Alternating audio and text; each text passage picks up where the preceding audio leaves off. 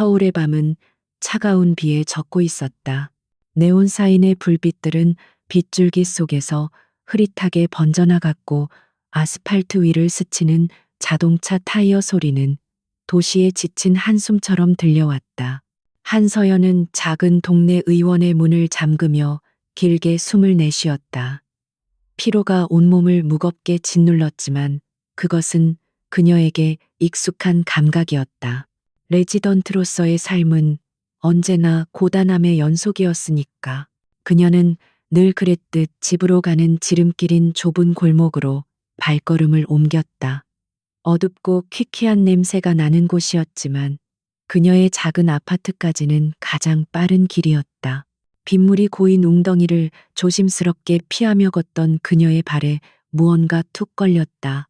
쓰레기 더미이려니 생각하며 무심코 지나치려던 순간 희미한 신음소리가 그녀의 발목을 붙잡았다. 서연은 멈춰서서 휴대폰 불빛을 비췄다. 그곳에는 사람이 있었다. 비에 흠뻑 젖은 채 쓰레기 더미 옆에 쓰러져 있는 한 남자. 남자의 몰골은 처참했다. 값비싸 보이는 코트는 갈기갈기 찢겨 있었고 얼굴은 흙과 피로 뒤덮여 원래 모습을 알아볼 수 없었다. 술에 취한 노숙자가 아닐까 하는 생각이 스쳤지만 직업적 본능이 먼저 발동했다. 그녀는 조심스럽게 다가가 남자의 목에 손가락을 대어 맥박을 확인했다. 희미하지만 분명히 뛰고 있었다. 숨소리는 거칠고 불규칙했다. 이대로 두면 저체온증이나 상처 감염으로 위험해질 수 있었다. 구급차를 불러야 할까? 하지만 비 오는 금요일 밤 서울의 어느 병원 응급실이 이런 행색의 남자를 제대로 돌봐줄지 의문이었다. 서연은 잠시 망설였다. 낯선 남자를, 그것도 이런 상태의 남자를 자신의 공간에 들이는 것은 위험한 일이었다. 하지만 의사로서 눈앞의 환자를 외면할 수는 없었다. 그녀의 마음속에서 이성과 연민이 짧은 싸움을 벌였고 결국 승리한 것은 언제나처럼 연민이었다. 그녀는 결심을 굳히고 남자의 팔을 자신의 어깨에 둘러맸다. 남자는 생각보다 훨씬 무거웠다. 서연은 비틀거리며 온 힘을 다해 그를 부축했다. 축 늘어진 남자의 몸이 천근만근처럼 느껴졌고 빗물과 흙탕물이 그녀의 옷을 더럽혔다. 골목을 빠져나와 낡은 다세대 주택의 좁은 계단을 오르는 동안 그녀는 몇 번이나 주저앉고 싶었는지 모른다. 하지만 포기할 수는 없었다. 마침내 자신의 작은 아파트 문 앞에 도착했을 때 서연의 온몸은 땀과 비로 흠뻑 젖어 있었다. 열쇠를 돌려 문을 여는 손이 가늘게 떨렸다. 그녀는 마지막 힘을 짜내어 남자를 안으로 끌어들인 뒤 현관 바닥에 조심스럽게 눕혔다. 거친 숨을 몰아쉬며 잠시 서 있던 그녀는 곧장 욕실로 가 따뜻한 물과 수건 그리고 구급상자를 가져왔다. 서연은 먼저 젖은 수건으로 남자의 얼굴을 조심스럽게 닦아내기 시작했다. 흙과 피딱지를 걷어내자 조금씩 드러나는 얼굴은 예상외로 젊었다. 날카로운 콧날과 굳게 담은 입술은 고집스러워 보였지만 깊은 고뇌의 흔적이 어려 있었다. 왼쪽 눈두덩이는 심하게 부어올라 짙은 보라색 멍이 들어 있었고 이마에는 깊게 찢어진 상처가 보였다. 그녀는 능숙한 솜씨로 상처를 소독하고 약을 발랐다. 찢어진 상처는 병원에 데려가 꿰매야 할 것 같았지만 일단은 응급처치만 해두기로 했다. 남자의 찢어진 옷을 조심스럽게 벗겨내자 온몸에 가득한 멍과 찰과상이 드러났다. 누군가에게 심하게 폭행당한 것이 틀림없었다. 서연의 미간이 절로 찌푸려졌다. 남자의 옷은 비록 더럽고 찢겨 있었지만 소재나 디자인은 결코 평범하지 않았다. 희미하게 남아있는 향수 냄새는 고급스러웠고 더러워진 손목 안쪽으로 언뜻 보이는 시계는 그녀가 평생 만져볼 일도 없을 고가의 브랜드 제품이었다. 이 남자는 단순한 노숙자가 아니었다. 그에게는 어떤 기막힌 사연이 있는 것이 분명했다. 서연은 서랍에서 아버지의 낡은 티셔츠와 운동복 바지를 꺼내 남자에게 입혔다. 젖고 더러운 옷들을 벗겨내고 마른 옷으로 갈아입히자. 남자는 한결 편안해 보였다. 그녀는 바닥에 두꺼운 이불을 깔고 남자를 눕힌 뒤 젖은 머리카락을 마른 수건으로 닦아주었다. 그의 머리카락은 부드럽고 결이 좋았다. 모든 것이 그가 살아온 세상이 자신과 다름을 말해주고 있었다. 모든 처치를 마친 서연은 남자의 옆에 쪼그려 앉아 그의 상태를 살폈다. 호흡은 아까보다 한결 안정되었고 창백했던 얼굴에도 미미하게 혈색이 돌기 시작했다. 그녀는 그제야 안도의 한숨을 내쉬었다. 피곤이 파도처럼 몰려왔다. 그녀는 남자를 내려다보며 생각에 잠겼다. 대체 누구일까? 왜 이런 모습으로 그곳에 쓰러져 있었을까? 이름 모를 남자는 깊은 잠에 빠져 있었다. 세상의 모든 고통을 짊어진 듯한 그의 얼굴을 보며 서연은 연민을 느꼈다. 그 순간 그녀는 몰랐다. 자신이 어두운 골목에서 구해낸 이 남자가 대한민국을 뒤흔들었던 거대한 스캔들의 중심에 있는 인물 미래그룹의 비운의 CEO 강지훈이라는 사실을, 그리고 이 하룻밤의 동정이 그녀의 삶을 송두리째 바꿔놓을 운명의 시작이었음을. 서연은 조용히 일어나 작은 부엌으로 향했다. 따뜻한 차 한 잔을 마시며 창밖을 내다보았다.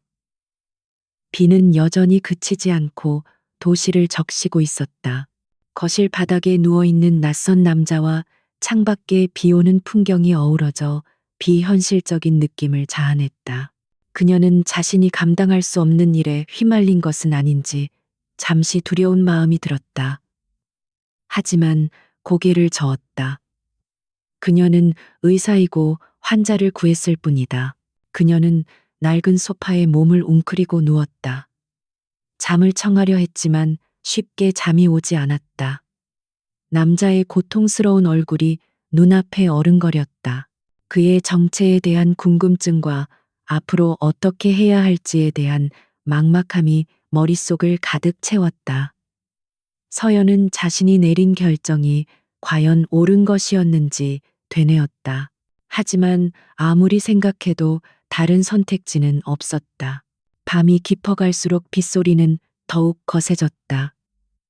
서연은 얕은 잠과 깸을 반복하며 남자의 상태를 살폈다. 남자는 간간히 신음하며 몸을 뒤척였지만 깨어날 기미는 보이지 않았다. 악몽이라도 꾸는 듯 그의 미간은 깊게 패어 있었다. 서연은 자리에서 일어나 물수건을 가져와 그의 이마에 올려주었다. 그의 뜨거운 열기가 수건을 통해 전해져 왔다. 그녀는 밤새도록 남자의 곁을 지켰다.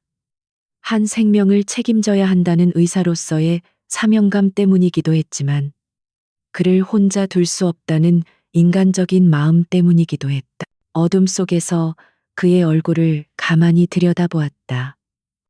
험악한 상처들 속에서도 그의 이목구비는 뚜렷했고 어딘가 모를 위험이 느껴졌다.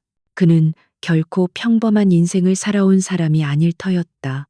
동이 트기 시작할 무렵 빗줄기가 조금씩 잦아들었다. 창문 틈으로 희미한 새벽빛이 스며들어와 어두운 방 안을 밝혔다. 서연은 뜬 눈으로 밤을 새운 탓에 눈이 뻑뻑했지만 정신은 오히려 맑았다. 그녀는 조용히 남자의 체온을 다시 확인했다. 다행히 열은 조금 내린 듯했다. 그녀는 그가 곧 깨어날지도 모른다고 생각했다. 그리고 그가 깨어나면 모든 것이 시작될 것이었다. 강지훈의 의식은 깊고 어두운 터널 끝에서 희미하게 깜박이는 불빛처럼 천천히 돌아왔다. 온몸의 감각이 둔탁한 통증과 함께 깨어났다. 머리는 깨질 듯했고 숨을 쉴 때마다 갈비뼈 근처가 욱신거렸다. 그는 낯선 천장의 무늬를 멍하니 바라보았다. 소독약 냄새와 섬유 유연제의 은은한 향기가 섞여 코끝을 맴돌았다. 여긴 어디지? 그는 마지막 기억을 더듬었다. 배신감에 찬 사촌. 동생 강태민의 비웃는 얼굴 자신을 향해 돌진하던 검은색 세단. 그리고 차가운 빗물 속으로 끝없이 가라앉던 절망감. 그는 자신이 죽었어야 마땅하다고 생각했다. 하지만 그는 살아 있었다. 지훈은 본능적인 경계심으로 몸을 일으키려 했다. 그러나 격렬한 고통과 현기증이 덮쳐오며 다시 자리에 누울 수밖에 없었다.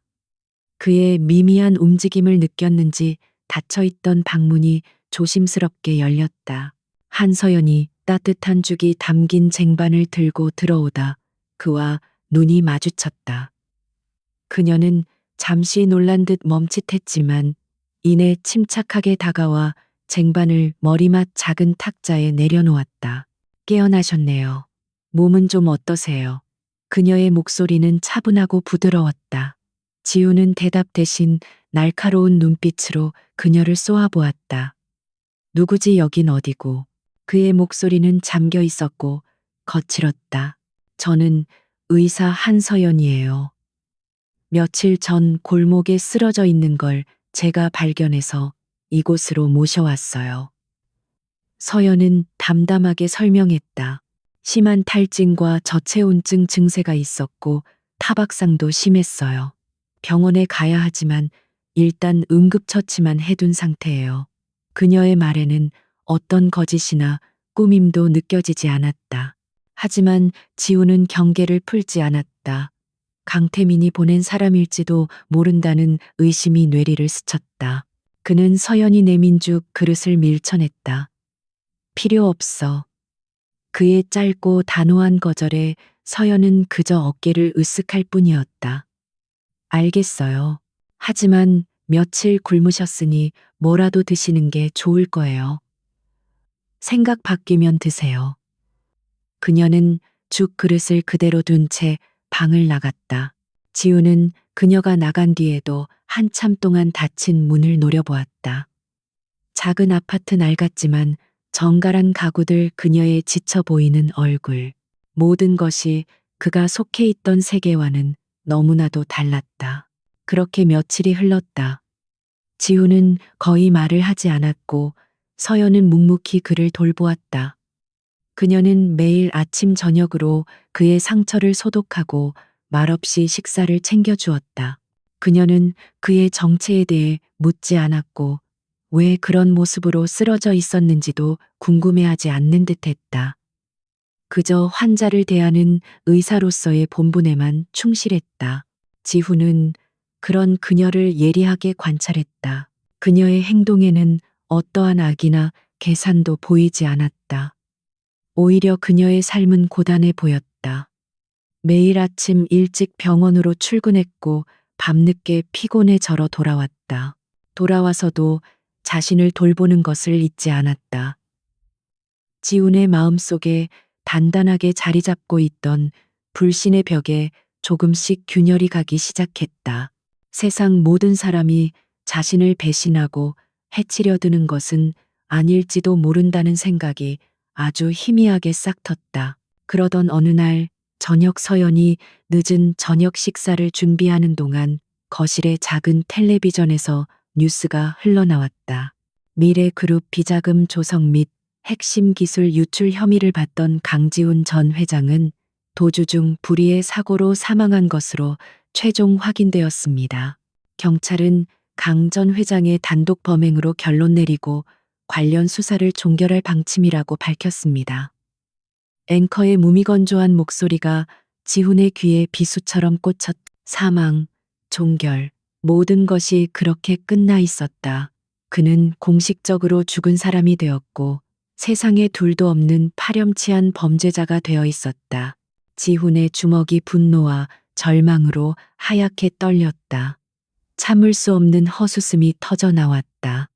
그의 격렬한 반응에 놀란 서연이 걱정스러운 얼굴로 다가왔다. 괜찮으세요?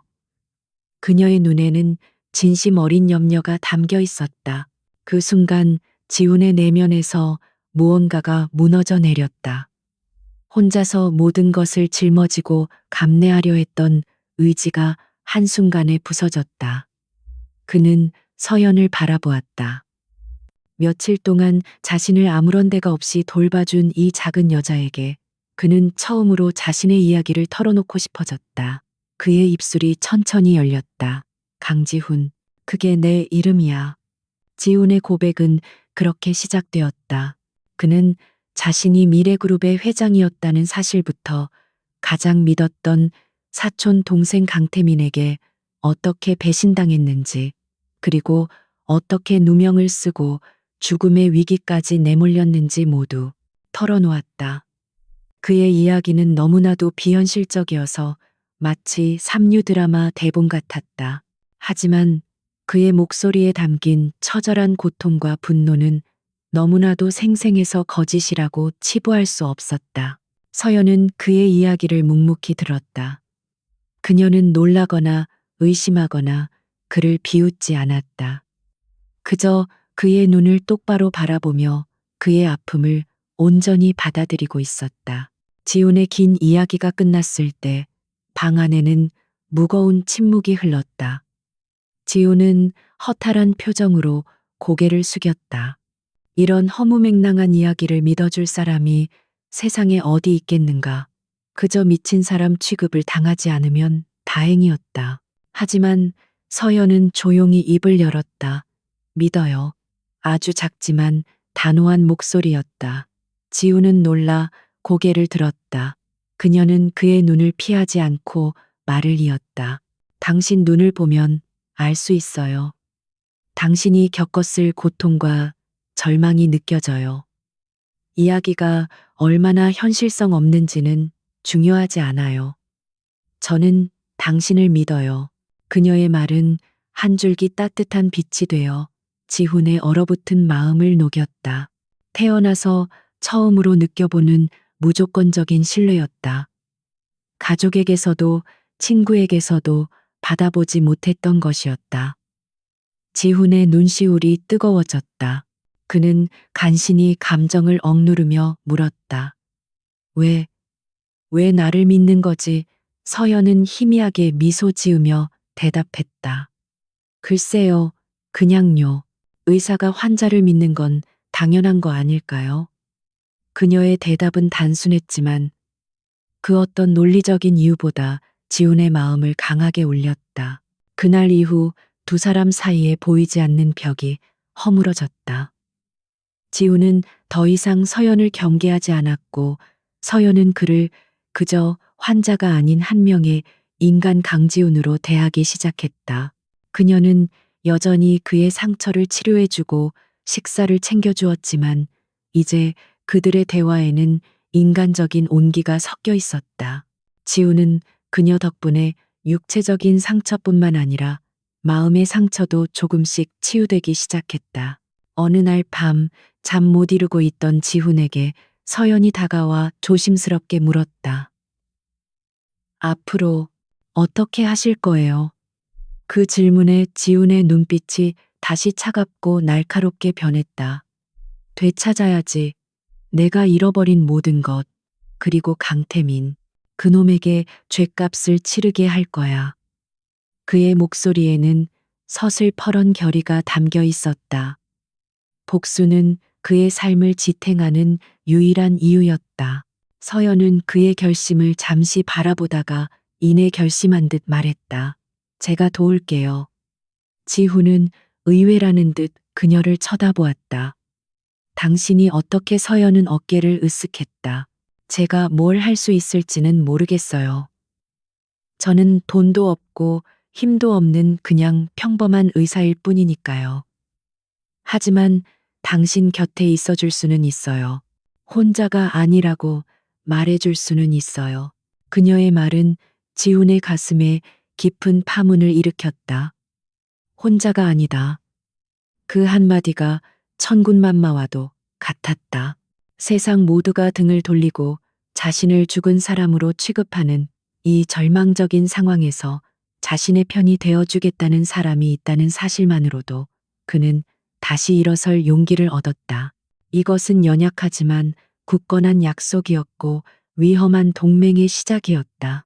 한서연의 작은 아파트는 강지훈에게 세상의 폭풍우를 피할 수 있는 유일한 안식처이자 복수를 계획하는 비밀스러운 사령부가 되었다. 그의 몸에 있던 상처들은 서연의 극진한 간호 덕분에 빠르게 아물어갔지만 마음속 깊이 새겨진 배신감의 상처는 더욱 선명해질 뿐이었다. 그는 더 이상 무력하게 누워만 있지 않았다.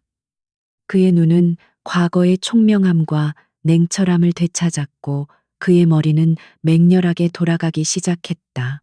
서연이 자신의 얼마 안 되는 월급을 털어 사다 준 중고 노트북과 대포폰은 그의 새로운 무기가 되었다.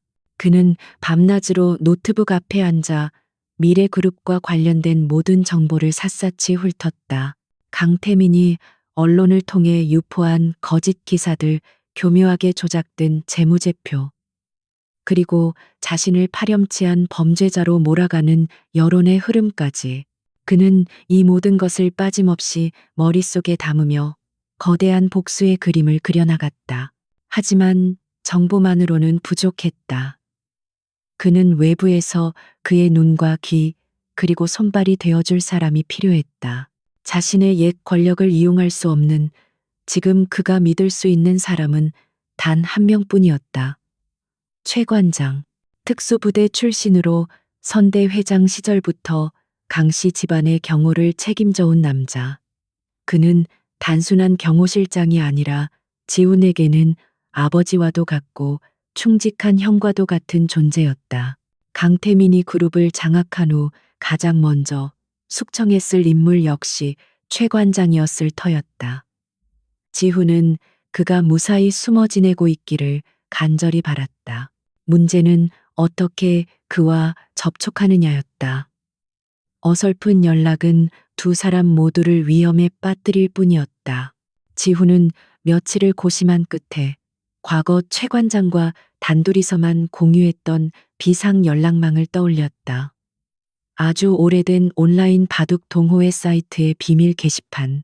지훈은 서연의 도움을 받아 공공 와이파이를 이용해 그곳에 접속했다. 그리고 아무도 해독할 수 없는 암호 같은 글을 남겼다. 흑돌이 백돌의 집을 탐하니 묘수가 필요하다. 이것은 위급 상황 시 정해진 장소에서 만나자는 그들만의 신호였다. 지훈은 글을 남기고 초조하게 기다렸다. 만약 최 관장이 이 신호를 보지 못하거나 이미 강태민의 손에 넘어갔다면 모든 계획은 시작도 전에 끝날 터였다. 이틀 뒤 게시판에 짧은 댓글이 달렸다. 반상은 준비되었다. 지훈은 그 글을 보고 나서야 안도의 한숨을 내쉬었다. 최 관장은 무사했고 신호를 이해했다. 약속 장소는 남산 기슭에 위치한 작은 공원. 시간은 자정이 막 지난 새벽 1시였다. 지훈은 서연에게 외출 사실을 알렸다. 서연의 얼굴에는 걱정이 가득했지만 그녀는 아무것도 묻지 않고 낡은 모자와 마스크를 챙겨주었다. 조심하세요. 그녀의 목소리가 작게 떨렸다. 지훈은 어둠을 틈타 조심스럽게 아파트를 빠져나왔다. 세상에 죽은 사람으로 알려진 그에게 바깥 세상은 온통 위험투성이었다. 그는 행인의 눈을 피해 그림자처럼 움직였다. 약속 장소에 도착했을 때 공원에는 인적이 없었고 오직 차가운 밤 공기만이 감돌았다. 지훈이 약속된 벤치에 앉아 잠시 기다리자 어둠 속에서 한 인형이 소리 없이 다가왔다. 강철 같은 몸, 변함없이 날카로운 눈빛, 최 관장이었다. 최 관장은 살아있는 지훈을 보고 순간 말을 잃었다. 그의 눈시울이 붉어졌다. 그는 예를 갖춰 고개를 숙였다. 회장님 살아계셨군요.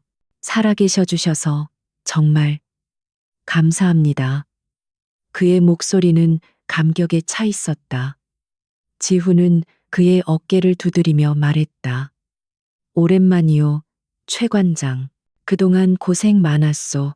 짧은 재회의 감동도 잠시 두 사람은 곧바로 본론으로 들어갔다. 최 관장이 전해준 그룹의 상황은 지훈의 예상보다 훨씬 심각했다. 강태민은 지훈의 측근들을 모두 내쫓고 그 자리에 자신의 사람들로 채워 넣었다.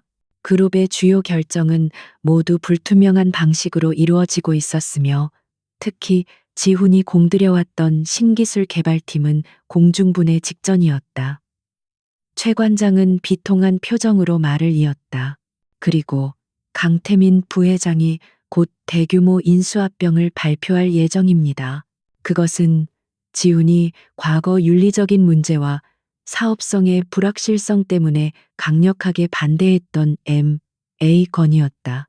강태민은 단기적인 성과에 눈이 멀어 미래 그룹의 근간을 흔들 위험한 도박을 벌이고 있었다. 역시 그럴 줄 알았지. 지훈의 눈빛이 차갑게 빛났다. 위기는 곧 기회였다. 강태민이 서두르면 서두를수록 실수는 많아질 것이고 빈틈도 드러날 터였다. 지훈은 최 관장에게 앞으로의 계획을 설명했다. 우선 강태민이 심어놓은 핵심 인물들의 뒷조사를 시작해야 했다. 그들의 약점을 파악하고 그들이 저지르는 불법적인 행위들의 증거를 은밀하게 수집해야 했다. 또한 쫓겨난 자신의 사람들 중 신뢰할 수 있는 이들을 다시 규합하여 반격의 기반을 마련해야 했다. 이것은 거대한 성벽을 아래에서부터 하나씩 무너뜨리는 것과 같은 치밀하고 위험한 작업이었다. 최 관장은 지훈의 계획을 듣고 굳은 결의에 찬 표정을 지었다. 목숨을 걸고 따르겠습니다. 회장님. 그의 대답은 든든했다. 지훈은 준비해온 대포폰을 그에게 건넸다. 앞으로는 이걸로만 연락하지. 절대 흔적을 남겨선 안 돼. 두 사람은 몇 가지를 더 논의한 뒤 다음을 기약하며 헤어졌다. 다시 어둠 속으로 사라지는 최 관장의 뒷모습을 보며 지훈은 복수의 첫 단추가 성공적으로 꿰어졌음을 직감했다. 그가 다시 서연의 아파트로 돌아왔을 때 그녀는 소파에 웅크린 채 잠들지 않고 그를 기다리고 있었다. 인기척에 잠이 깬 그녀는 지훈의 무사한 모습을 보고 안도의 숨을 내쉬었다. 다행이네요. 지훈은 그녀의 걱정 어린 마음에 잠시 미안함을 느꼈다. 자신 때문에 이 선량한 여자가 위험한 세상에 발을 들이게 된 것 같았다. 하지만 이제 와서 되돌릴 수는 없었다. 지훈은 창가에 서서 서울의 야경을 내려다보았다. 수많은 불빛들이 도시를 밝히고 있었지만 그에게는 그저 거대한 탐욕이 들끓는 전쟁터처럼 보였다. 하지만 그는 더 이상 혼자가 아니었다. 안에서는 자신을 무조건적으로 믿어주는 한 여자가, 밖에서는 목숨을 걸고 자신을 따르는 충신이 있었다. 복수의 첫 수는 던져졌다. 이제부터는 피비린내 나는 전쟁의 시작이었다. 강지훈이 어둠 속에서 복수의 칼날을 가는 동안 강태민은 찬란한 빛의 한가운데서 승리의 축배를 들고 있었다. 과거 강지훈의 것이었던 미래그룹 회장실의 거대한 의자에 앉아 서울의 전경을 내려다보는 것은 그가 오랫동안 꿈꿔왔던 순간이었다. 최고급 마호가니 책상 벽에 걸린 유명 화가의 그림, 그리고 발밑으로 펼쳐진 도시의 불빛까지 모든 것이 이제 온전히 그의 것이었다. 그는 자신을 억눌러 왔던 사촌형의 그림자를 완벽하게 지워버렸다고 생각했다. 강지훈은 유능했지만 늘 도덕과 원칙이라는 족쇄에 묶여 있었다. 하지만 자신은 달랐다. 그는 승리를 위해서라면 어떤 수단과 방법도 가리지 않았고 그 결과 마침내 이 자리에 올랐다.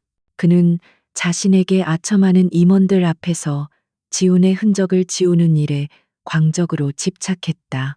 지훈이 아꼈던 직원은 가차없이 해고했고 그가 추진했던 장기 프로젝트들은 하루아침에 폐기되었다. 특히 그는 과거 지훈이 완강하게 반대했던 아폴론 프로젝트, 즉 거대 제약사 헤르메스 바이오 인수합병 건을 맹렬하게 추진했다. 재무팀과 법무팀의 유능한 실무자들이 위험성을 경고했지만 그는 모든 의견을 묵살했다.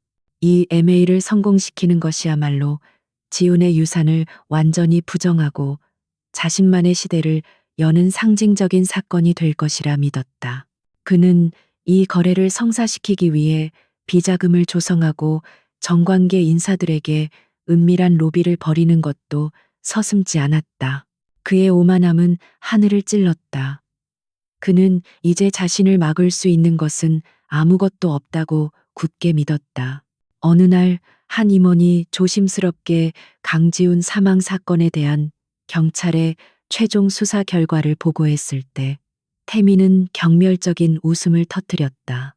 그 멍청이가 죽었는지 살았는지 이제 와서 무슨 상관이야. 다시는 내 앞에서 그 이름조차 꺼내지 마. 그에게 강지훈은 이미 과거의 망령일 뿐이었다. 그는 자신의 발밑에서 조용히 싹트는 위협을 전혀 감지하지 못했다. 같은 시각 도시의 초라한 한 구석에 위치한 서연의 아파트에서는 전혀 다른 풍경이 펼쳐지고 있었다. 방 안은 최 관장이 몰래 빼내 온 서류 복사본과 도시의 지도가 어지럽게 널려 있었고 낡은 노트북은 쉴 새 없이 돌아가고 있었다. 지훈은 강태민의 제국에 숨겨진 균열을 찾기 위해 밤낮으로 자료를 분석했다. 그의 모습은 마치 거대한 암벽을 오르기 위해 작은 틈새 하나를 찾는 집요한 등반가와 같았다. 서연은 그의 든든한 지원군이었다. 그녀는 자신의 고된 의사 생활을 하면서도 지훈의 식사를 챙기고 그가 필요로 하는 것들을 조용히 구해다 주었다. 때로는 밤늦게까지 자료를 정리하는 그를 위해 따뜻한 차를 내어주며 곁을 지켰다. 그녀는 이 위험한 계획에 깊숙이 관여하게 된 것이 두렵기도 했지만 진실을 향해 나아가는 지훈의 곁을 떠날 수는 없었다. 그에 대한 믿음은 어느새 더 깊고 단단한 감정으로 변해가고 있었다. 돌파구는 전혀 예상치 못한 곳에서 찾아왔다. 서연이 일하는 의원에는 파킨슨병을 앓는 한 할아버지가 정기적으로 찾아왔다. 그는 최근 갑작스럽게 직장을 잃고 부쩍 기운이 없어진 상태였다.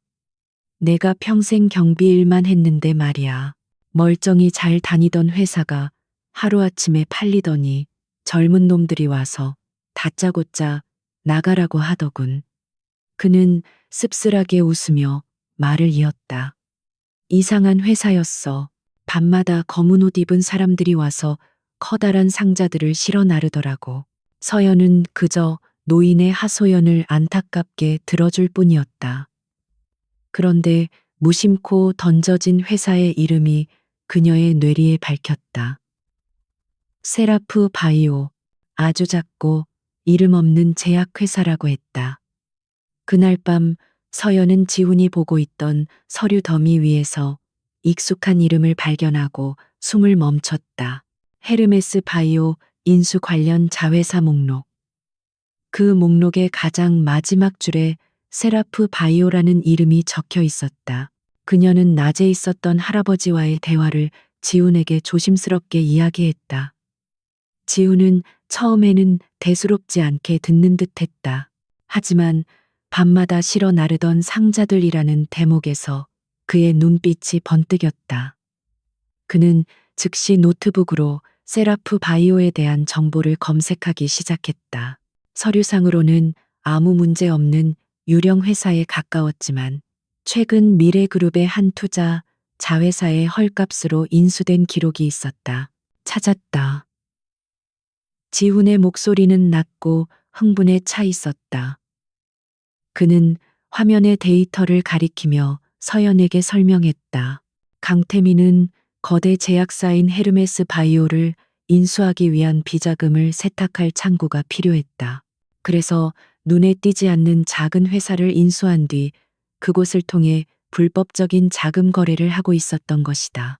경비 할아버지가 본 상자들은 아마도 현금 다발이나 뇌물로 쓰일 물건들이었을 것이다. 강태민은 자신의 주무대인 미래그룹 본사에서는 철저하게 흔적을 감추었지만 이렇게 작고 허름한 자회사에서는 경계가 허술했던 것이다. 그의 오만함이 만들어낸 치명적인 실수였다. 이것은 단순한 실수가 아니었다. 거대한 댐을 무너뜨릴 수 있는 작은 균열이었다. 서연의 우연한 발견이 복수의 계획에 결정적인 실마리를 제공한 순간이었다. 지훈은 서연을 바라보았다. 그녀의 존재는 이제 단순히 자신을 구해준 은인을 넘어 이 싸움의 가장 중요한 파트너가 되어 있었다. 그는 그녀의 손을 조용히 잡았다. 따뜻한 온기가 전해져 왔다. 고마워, 서연 씨. 당신이 해냈어. 그 말에 서연의 얼굴에 옅은 미소가 번졌다. 마천루 꼭대기에서 세상을 다 가진 듯 오만하게 웃고 있는 강태민은 상상조차 하지 못했을 것이다. 자신의 제국을 무너뜨릴 가장 날카로운 창끝이 도시의 가장 낮고 초라한 곳에서 이제 막 벼려지고 있다는 사실을. 서연이 찾아낸 세라프 바이오라는 실마리는 강지훈의 복수 계획에 폭발적인 추진력을 더했다. 그것은 강태민이라는 거대한 성벽의 가장 약한 부분이었고, 이제 그곳을 무너뜨리기 위한 구체적인 작전이 필요했다. 지훈은 최 관장을 다시 비밀리에 만나 세라프 바이오의 내부 정보를 요청했다. 며칠 후 최 관장은 회사의 핵심 인물인 재무이사 박상진에 대한 보고서를 들고 왔다. 보고서에 따르면 박상진은 탐욕스럽지만 겁이 많은 인물이었다. 그는 강태민의 신임을 얻기 위해 비자금 관리를 도맡아 하고 있었으며 모든 불법 거래 내역을 자신의 사무실 컴퓨터에 이중 장부 형태로 꼼꼼하게 기록해두는 편집증적인 성격의 소유자였다. 목표는 명확해졌다. 박상진의 사무실에 잠입하여 그 장부가 담긴 디지털 증거를 확보하는 것. 그것은 위험천만한 도박이었지만 반드시 성공해야만 하는 임무였다. 지훈과 최 관장은 며칠 밤낮으로 치밀한 작전 계획을 세웠다. 최 관장은 세라프 바이오 건물 주변을 샅샅이 정찰하며 CCTV에 사각지대 경비원의 순찰 동선, 그리고 건물 내부 구조까지 완벽하게 파악했다. 작전 실행일은 경비가 가장 허술해지는 토요일 밤으로 정해졌다. 문제는 건물 내부의 최신 보안 시스템이었다. 복도에 설치된 동작 감지 센서와 사무실 문에 연결된 경보 장치를 무력화하기 위해서는 외부의 도움이 절실했다. 지훈은 서연을 이 위험한 일에 끌어들이고 싶지 않았다. 하지만 서연의 의지는 단호했다. 저도 이 싸움의 일부예요. 제가 할 수 있는 일이 있다면 뭐든지 하겠어요. 그녀의 눈빛은 두려움보다 강한 결의로 불타고 있었다. 결국 지훈은 그녀의 역할을 인정할 수밖에 없었다. 그녀는 작전의 성패를 가를 가장 중요한 임무, 바로 양동 작전을 맡게 되었다. 그들이 건물에 잠입하는 동안 서연이 정문 앞에서 소동을 일으켜 유일한 야간 경비원의 시선을 붙잡아 두는 것이었다. 결전의 토요일 밤 차가운 공기가 도시를 감쌌다. 지훈과 최 관장은 검은 옷으로 몸을 가린 채 약속된 장소에서 서연을 만났다. 지훈은 그녀에게 작은 무전기를 건네며 말했다. 위험하다 싶으면 바로 빠져나와. 이건 명령이야. 서연은 말없이 고개를 끄덕였다. 그녀의 심장은 세차게 뛰었지만 얼굴에는 침착함이 어려 있었다. 세 사람은 짧은 눈빛을 교환한 뒤 각자의 위치로 흩어졌다. 자정이 조금 넘은 시각 최 관장의 연락처로 고용된 한 남자가 세라프 바이오 건물 앞에서 갑자기 발작을 일으키며 쓰러졌다. 잠시 후 근처를 지나던 행인처럼 위장한 서연이 비명을 지르며 달려왔다. 여기 사람이 쓰러졌어요. 누가 좀 도와주세요. 그녀의 다급한 외침에 건물 안에 있던 경비원이 놀라 뛰쳐나왔다. 서연은 자신이 의사라고 밝히며 침착하게 환자의 상태를 살피고 응급처치를 시작했다.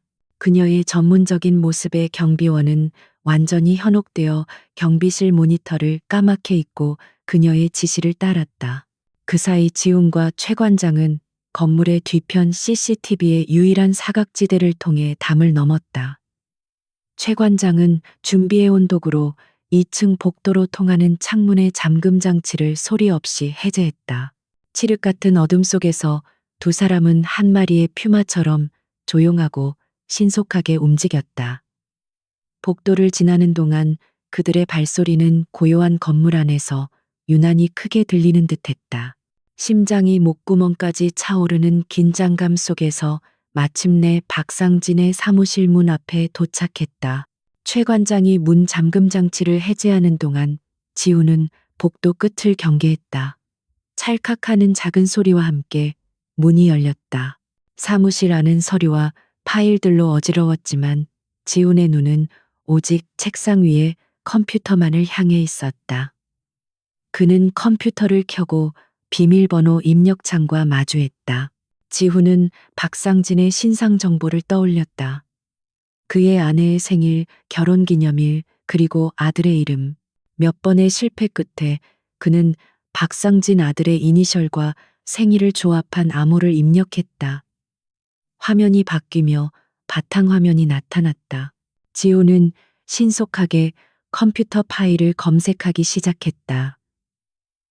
박상진은 교묘하게 파일을 숨겨두었지만 지훈의 눈을 피할 수는 없었다. 그는 마침내 개인 자산 관리라는 이름으로 위장된 암호화된 폴더를 찾아냈다.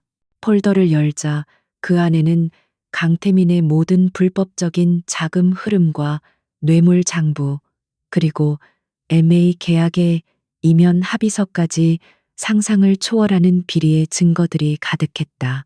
지우는 준비해온 외장 하드에 파일을 복사하기 시작했다. 파일의 크기는 생각보다 컸고 복사 진행률 막대는 거북이처럼 느리게 움직였다. 밖에서는 서연이 경비원을 붙잡아두며 필사적으로 시간을 벌고 있었다. 그녀는 환자의 상태가 위급하다며 119를 부르는 대신 비응급 의료 이송 서비스를 불러달라고 요청하는 등 능숙하게 상황을 통제했다. 하지만 그녀의 시간도 거의 한계에 다다르고 있었다. 그때였다. 복도 저편에서 희미한 발소리가 들려왔다. 전기 순찰을 도는 다른 경비원인 듯했다. 최 관장이 급히 수신호를 보냈다. 지훈의 이마에 식은땀이 흘렀다. 파일 복사는 98%에서 멈춘 듯 더디게 움직였다. 발소리는 점점 가까워지고 있었다. 마침내 복사 완료 메시지가 뜨는 순간 지훈은 재빨리 외장 하드를 뽑고 컴퓨터의 접속 기록을 삭제했다. 두 사람은 소리 없이 사무실을 빠져나와 어둠 속으로 몸을 숨겼다. 경비원이 사무실 앞을 지나쳐가는 아슬아슬한 순간이었다.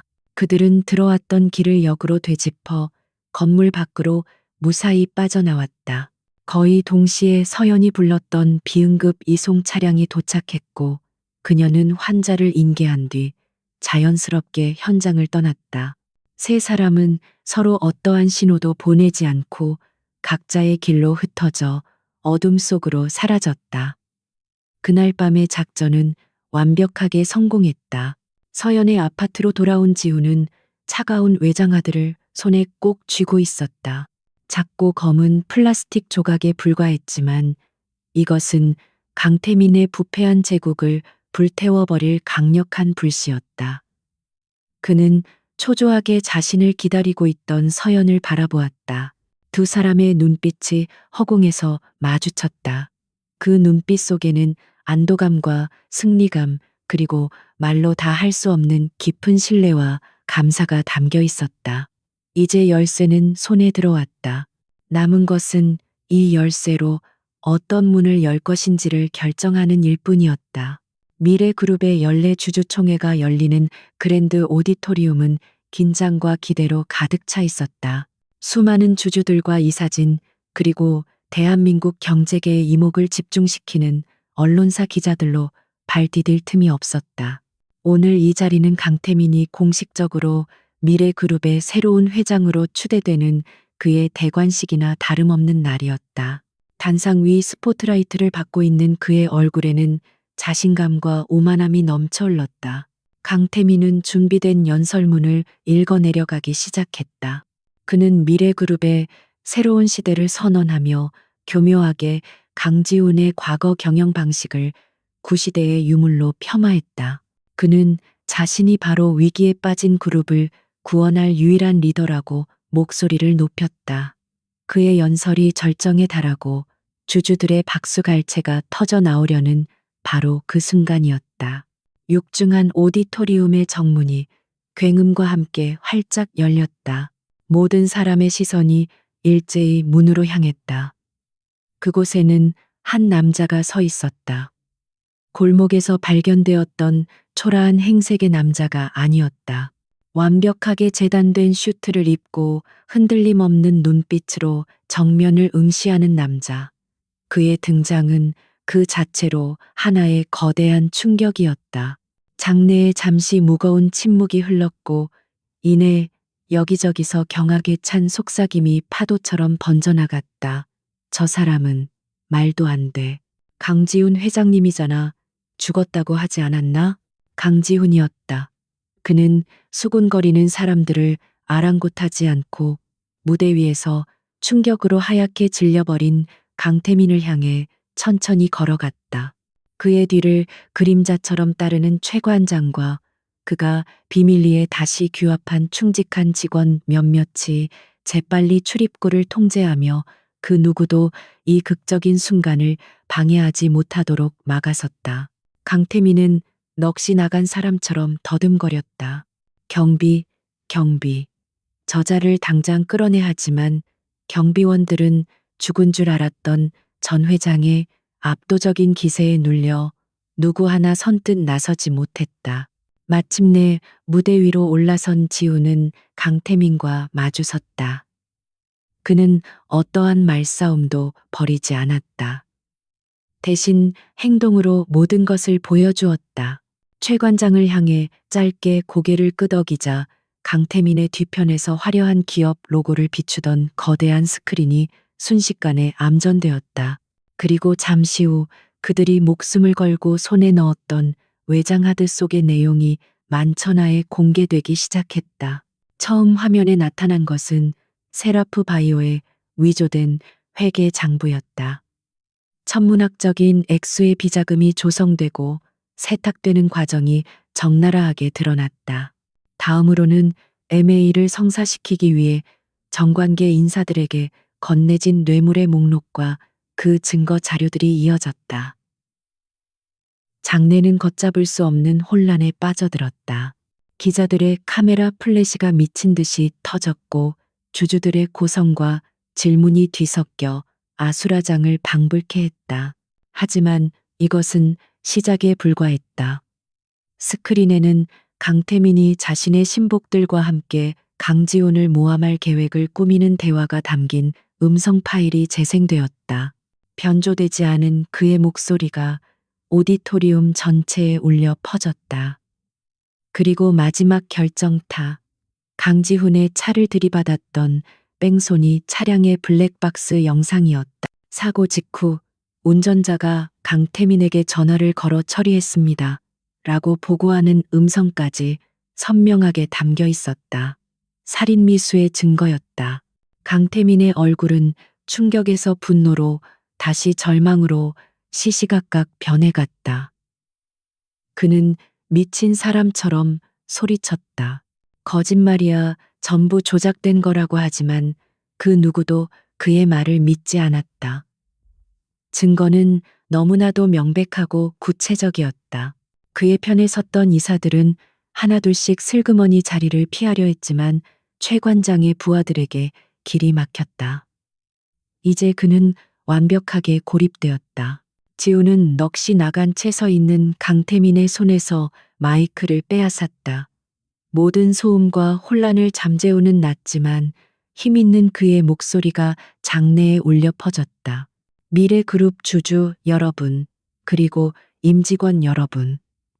저는 오늘 빼앗겼던 제자리와 미래그룹의 명예를 되찾기 위해 이 자리에 섰습니다. 그는 소리치지 않았지만 그의 말 한마디 한마디에는 모든 것을 압도하는 무게가 실려 있었다. 폭풍은 끝났습니다. 이제는 무너진 것들을 다시 세울 시간입니다. 그의 선언이 끝나기 무섭게 오디토리움의 문이 다시 열렸다. 이번에 들어선 것은 지훈의 변호인단과 함께 현장에 닥친 검찰 수사관들이었다. 그들은 망연자실한 표정의 강태민과 스크린에 증거가 제시된 그의 공범들에게 다가가 차가운 수갑을 채웠다. 속수무책으로 끌려나가는 강태민의 비참한 뒷모습은 한 시대의 완벽한 종말을 알리는 상징적인 장면이었다. 모든 소동이 끝나고 지훈은 무대 위에 홀로 서서 경악과 혼란 그리고 안도감이 뒤섞인 눈으로 자신을 바라보는 사람들을 둘러보았다. 그는 폭력이 아닌 진실의 힘으로 자신의 모든 것을 되찾았다. 오디토리움의 가장 뒤편 눈에 띄지 않는 곳에서 한서연이 그 모습을 조용히 지켜보고 있었다. 그녀의 두 눈에는 안도와 자부심의 눈물이 조용히 흐르고 있었다. 그들의 불가능해 보였던 싸움은 마침내 위대한 승리로 막을 내렸다. 주주총회에서 벌어진 드라마틱한 사건은 대한민국 전체를 뒤흔들었다. 죽은 줄 알았던 미래그룹의 회장 강지훈의 귀환과 그 자리를 찬탈했던 강태민의 몰락은 연일 모든 뉴스의 헤드라인을 장식했다. 미래그룹의 주가는 천국과 지옥을 오가며 요동쳤고 회사 내부는 극심한 혼란에 휩싸였다. 강지훈은 이 거대한 폭풍의 한가운데로 다시 돌아왔다. 그에게는 승리를 만끽할 여유조차 없었다. 그는 곧바로 긴급 이사회를 소집하여 강태민의 잔존 세력을 숙청하고 억울하게 쫓겨났던 충신들을 다시 불러들였다. 최 관장은 그룹의 모든 비리와 위험 요소를 관리하는 신설 부서인 감사실의 총책임자로 임명되었다. 지훈은 뜬 눈으로 밤을 새우며 강태민이 남긴 상처들을 하나씩 수습해 나가기 시작했다. 그는 가장 먼저 전 직원들을 대상으로 한 타운홀 미팅을 열었다. 그는 단상에 서서 지난 몇 달간 그룹이 겪었던 위기와 자신이 겪었던 시련에 대해 솔직하게 털어놓았다. 그는 일방적인 비전을 제시하는 대신 직원들에게 신뢰와 동참을 호소했다. 무너진 회사를 다시 일으켜 세우는데 함께 해달라는 그의 진심 어린 연설에 직원들은 뜨거운 박수로 화답했다. 흩어졌던 민심이 다시 하나로 모이는 순간이었다. 가장 시급한 과제는 강태민이 무리하게 추진했던 헤르메스 바이오 인수권을 해결하는 것이었다. 불법 비자금과 로비로 얼룩진 이 계약은 회사 전체를 파산으로 몰고 갈 수 있는 시한폭탄과도 같았다. 지훈은 최고의 변호인단과 재무팀을 꾸려 몇 주에 걸쳐 필사적인 법적 외교적 노력을 기울였다.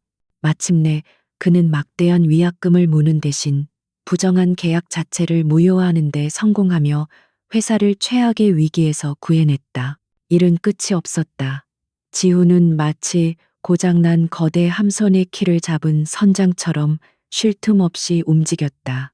하지만 그의 마음 한편에는 언제나 한서연이 있었다. 세상이 모두 그에게 등을 돌렸을 때 유일하게 그의 손을 잡아주었던 여자. 이제 그는 세상 모든 것을 되찾았지만 그녀가 없다면 이 모든 것이 아무런 의미가 없다는 것을 잘 알고 있었다. 두 사람의 관계에도 변화가 찾아왔다.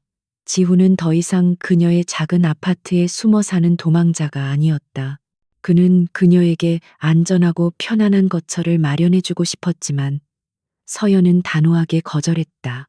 그녀는 자신의 삶을 잃고 싶지 않았고 특히 환자들이 있는 동네 의원을 떠나고 싶지 않았다. 두 사람은 타협점을 찾았다. 서연은 의사로서의 삶을 계속 이어갔고 지우는 바쁜 시간을 쪼개 그녀의 작은 아파트를 찾았다. 그 초라한 공간은 이제 두 사람에게 세상에서 가장 아늑하고 소중한 장소가 되었다.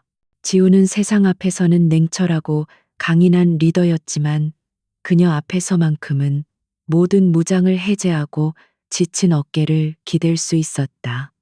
서연은 그의 성공을 축하하기보다 그의 고단함을 위로해 주었고 그의 곁을 묵묵히 지켰다. 두 사람의 사랑은 화려한 세상 속이 아닌 서로의 가장 깊은 내면을 보듬어주는 조용한 시간 속에서 더욱 단단하게 연결어갔다. 몇 달의 시간이 흐르고 미래그룹은 놀라운 속도로 안정을 되찾았다. 강지훈의 윤리적이고 혁신적인 리더십 아래 회사는 과거의 영광을 되찾기 시작했고 주가와 직원들의 사기는 연일 최고치를 경신했다. 마침내 거대한 폭풍이 완전히 지나가고 잔잔한 평화가 찾아왔다. 지훈은 이제 때가 되었음을 직감했다. 어느 가을 저녁 그는 서연을 위해 특별한 저녁 식사를 준비했다. 화려한 호텔 레스토랑이 아닌 서울의 야경이 한눈에 들어오는 조용한 갤러리를 통째로 빌렸다. 그곳은 그녀가 좋아할 만한 소박한 그림들로 가득 차 있었다. 은은한 조명 아래 두 사람은 오랜만에 찾아온 평화로운 시간을 만끽했다. 식사가 끝날 무렵 지우는 자리에서 일어나 서연의 앞에 섰다. 그는 그녀의 손을 잡고 진심을 담아 입을 열었다. 서연 씨, 내가 가장 깊은 어둠 속에 있을 때 당신은 나의 유일한 빛이었어. 당신은 단순히 내 목숨을 구한 게 아니야. 당신은 내게 사람이 사람을 믿는다는 것이 얼마나 위대한 일인지 가르쳐 줬어. 그의 목소리는 미세하게 떨리고 있었다. 그는 주머니에서 작은 벨벳 상자를 꺼내 그녀의 앞에서 한쪽 무릎을 꿇었다. 이제 내 모든 시간 속에서 당신이라는 빛과 함께하고 싶어. 나의 아내가 되어주겠어. 상자 안에는 세상에서 가장 큰 다이아몬드가 아닌 밤하늘의 샛별처럼 맑게 빛나는 작은 보석이 밝힌 반지가 있었다. 그것은 그녀의 순수하고 강인한 마음을 꼭 닮아 있었다. 서연의 눈에 어느새 눈물이 가득 고였다. 그녀는 말없이 고개를 끄덕였고 지훈은 조심스럽게 그녀의 손가락에 반지를 끼워 주었다. 지훈은 일어나 그녀를 조용히 품에 안았다. 두 사람은 창밖으로 펼쳐진 도시의 불빛을 함께 바라보았다. 그 불빛들은 그가 아무것도 가진 것 없이 그녀의 작은 아파트 창문으로 내다보던 바로 그 불빛이었다. 이제 그는 모든 것을 가졌지만 자신의 인생에서 가장 소중한 것은 바로 품 안에 있는 이 여자라는 것을 그는 알고 있었다. 완전한 평화와 영원한 약속이 두 사람을 부드럽게 감싸는 밤이었다. 1년 뒤 봄 따스한 햇살이 쏟아져 내리는 아름다운 정원에서 강지훈과 한서연의 결혼식이 열렸다. 세간의 이목을 끄는 화려한 호텔 예식장이 아니었다. 두 사람의 소중한 인연들만 초대된 작고 아늑한 공간이었다. 그곳의 모든 것은 두 사람을 꼭 닮아 있었다. 허례허식 없이 진실했고 과시하지 않아도 기품이 넘쳤으며 무엇보다 따뜻했다. 하객들의 면면도 특별했다. 미래그룹의 임직원들 뿐만 아니라 서연이 일하던 동네 의원의 동료들과 그녀가 돌보던 환자들도 자리를 빛냈다. 결정적인 실마리를 제공했던 늙은 경비원. 할아버지는 가장 좋은 자리에 앉아 연신 눈물을 훔쳤다. 충직한 최 관장은 아내와 함께 지훈의 곁을 든든하게 지켰다. 이곳에 모인 사람들은 그들의 지위나 부가 아닌 두 사람과의 진실한 관계로 연결된 이들이었다. 신부 입장 순서가 되자 순백의 드레스를 입은 서연이 아버지의 손을 잡고 천천히 걸어 나왔다. 그녀는 세상에서 가장 화려한 보석으로 치장하지 않았지만 그 어떤 보석보다도 맑고 아름답게 빛났다.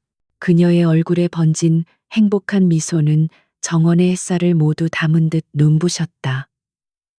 지훈은 그런 그녀를 바라보며 만감이 교차하는 것을 느꼈다.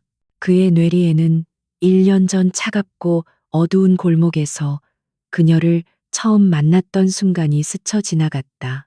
비에 젖어 쓰레기 더미 옆에 쓰러져 있던 절망의 끝에서 그녀는 한 줄기 빛처럼 다가왔다. 죽음의 문턱에 있던 자신을 아무런 조건 없이 구해준 여자. 세상 모두가 자신을 비난하고 외면할 때 유일하게 자신의 편이 되어준 여자. 그녀는 이제 그의 아내가 되기 위해 그의 앞에 서 있었다. 서연의 손을 건네받은 지우는 그녀의 귓가에 작게 속삭였다. 고마워, 내게 와줘서. 서연은 말없이 미소로 답했다. 두 사람은 서로의 지난 시간을 위로하고 앞으로의 날들을 약속하는 혼인 서약을 나누었다. 그들의 목소리는 떨렸지만 그 안에 담긴 진심은 그 어떤 웅변보다도 강한 울림을 주었다. 지우는 그녀에게 부와 명예가 아닌 영원한 신뢰와 존중을, 서연은 그에게 화려한 삶이 아닌 변치 않는 위로와 안식을 약속했다. 서로의 손가락에 반지를 끼워주고 두 사람이 부부가 되었음을 선언하는 주례의 말이 끝나자 하객들의 뜨거운 박수갈채가 쏟아졌다. 지훈은 서연의 베일을 부드럽게 걷고 그녀의 입술에 조심스럽게 입을 맞췄다. 그것은 모든 역경을 이겨낸 사랑의 증표이자 새로운 시작을 알리는 성스러운 맹세였다. 그들의 첫 만남이었던 어두운 골목과 지금의 이 눈부신 햇살이 극명한 대조를 이루며 두 사람이 걸어온 기적 같은 여정을 상징적으로 보여주고 있었다. 결혼식 후 이어진 피로연은 자유롭고 즐거운 분위기 속에서 계속되었다. 사람들은 웃고 떠들며 두 사람의 행복한 앞날을 진심으로 축복했다. 지훈과 서연은 하객들 사이를 오가며 한 사람 한 사람에게 감사의 인사를 전했다. 그들의 얼굴에서는 행복감이 떠나지 않았다. 그들은 함께일 때 가장 완벽하고 온전해 보였다. 그리고 다시 1년의 시간이 흘렀다. 미래그룹은 강지훈의 리더십 아래 완벽하게 정상 궤도에 올랐다. 그는 단순히 회사를 성장시키는 것을 넘어 사회적 책임을 다하는 기업으로 이미지를 쇄신했다. 특히 그가 사재를 털어 설립한 빛과 소금 의료재단은 의료 혜택을 받지 못하는 소외 계층에게 큰 힘이 되어 주었다. 재단의 이름은 물론 한서연의 아이디어였다. 서연은 미래그룹의 안주인이 되었지만 여전히 가운을 벗지 않았다. 그녀는 의료재단의 이사장을 맡아 더 넓은 곳에서 그녀의 따뜻한 의술을 펼쳐나갔다. 그러면서도 일주일에 한 번은 예전의 동네 의원으로 돌아가 할머니, 할아버지 환자들의 손을 잡아주는 것을 잊지 않았다. 그녀는 자신의 뿌리가 어디에 있는지 항상 기억하고 있었다. 어느 주말 오후 두 사람은 서울 근교에 위치한 자신들의 집 정원에서 한가로운 시간을 보내고 있었다. 지훈은 편안한 옷차림으로 잔디밭에 누워 책을 읽고 있었고 서연은 그의 옆에 앉아 그의 머리카락을 부드럽게 쓰다듬고 있었다. 그녀의 배는 이제 제법 불러 있었다. 곧 태어날 두 사람의 아이가 그 안에서 새로운 생명을 키워가고 있었다. 지훈이 읽던 책을 내려놓고 그녀의 푸른 배에 조용히 귀를 기울였다. 우리 아기 잘 놀고 있나? 그의 장난스러운 말투에 서연이 소리내어 웃었다. 그녀의 웃음소리는 봄날의 햇살처럼 맑았다. 두 사람은 아무 말 없이 서로를 바라보았다. 그들의 눈빛 속에는 지난날의 아픔과 역경, 그리고 그것을 함께 이겨내며 쌓아온 깊은 사랑과 신뢰가 고스란히 담겨 있었다. 트로피 같은 성공이나 화려한 복수가 아니었다. 진정한 행복은 이처럼 사랑하는 사람과 함께하는 평범하고 소소한 일상 속에 있다는 것을 두 사람은 이제 알고 있었다. 어두운 골목에서 시작된 기적은 이제 눈부신 햇살 아래서 영원한 행복으로 찬란하게 피어나고 있었다.